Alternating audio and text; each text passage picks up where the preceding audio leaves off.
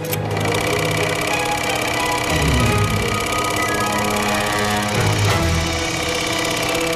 welcome back, everyone. We have Bart and Jennifer Mills joining us today talking about a new scary movie called Smile 2. So welcome, Bart and Jen.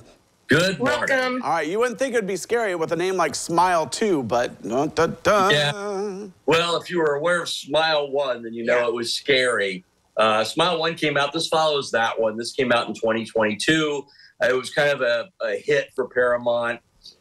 Took off on a $23 million budget, made 140 some. So we could expect to see Smile 2. And that's this one. The same director comes back from the first one. His name is Parker Flynn. In this case, we follow the same sort of idea of the first one, which is that there's an entity. It's evil, obviously, because it's a horror movie.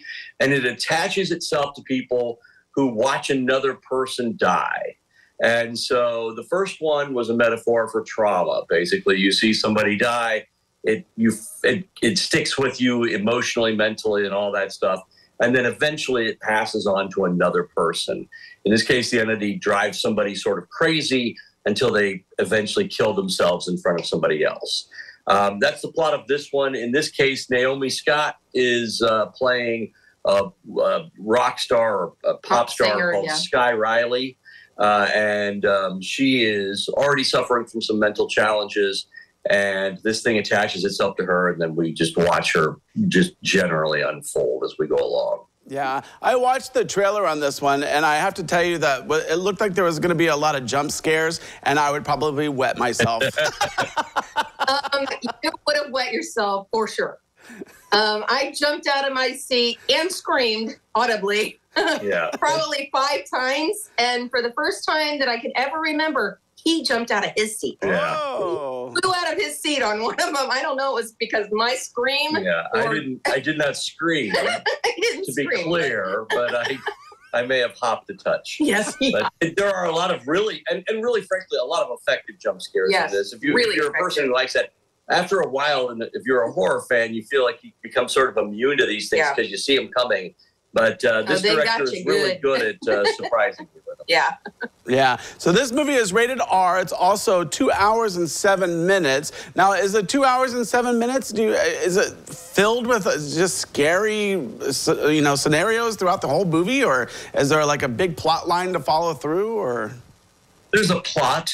But it could have taken some editing. I think it could have been trimmed this would have been a good, tight, hour 45, and it would have been fine. There's a little extra meat on the bone that doesn't need to be there. But by and large, I mean, I was never bored being there. I never wanted to leave.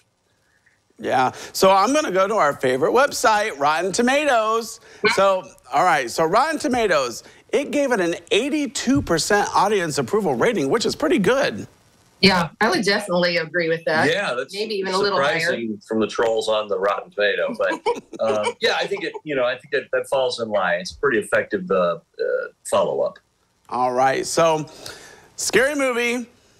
Smile 2. Are we going to give this one a thumbs up, a thumbs down, or just somewhere in the middle? Well, after we left, I did say that I still think that the first one is stellar. It's definitely the better of the two, but for a sequel, this is a solid movie, so I give it a thumbs up. Yeah, I give it a thumbs up too. I mean, just understand, if you're a horror fan, you'll like this. There is some, it's very gory. Yeah, it's very gory in some areas.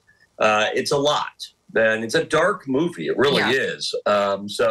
But from a fan of the first one, and I like horror, so to me, it's a thumbs up. Right. All right. So if you want to jump out of your seats, go to the theater and watch Smile 2. Well, Bart and Jen, I want to thank you for coming today. Appreciate it. Thanks, Chris. All right. Well, don't go away because we have more when we return.